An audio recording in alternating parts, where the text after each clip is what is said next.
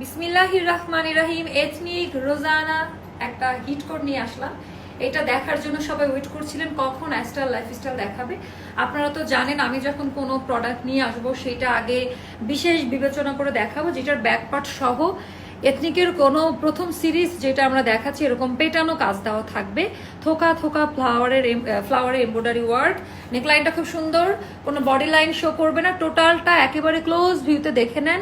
কাজের কোয়ালিটি, মেটেরিয়ালটা এথনিকে যেটা ব্যবহার করেছে ওরকম, হ্যাঁ কটন সিল্কের মেটেরিয়াল মনে হলো একেবারে 100% কটন।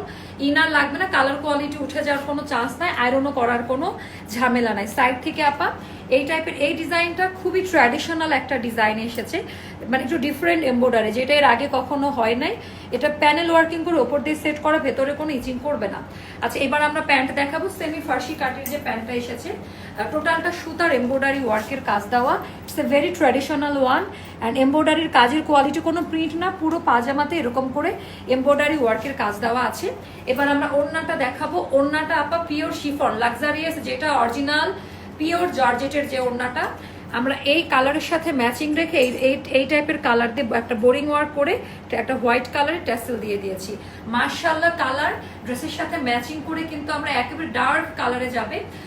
লাইটের জন্য হয়তো 19-20 লাগবে, বাট মুখে বলে দিলাম মেরুন অ্যান্ড হোয়াইট কম্বিনেশনে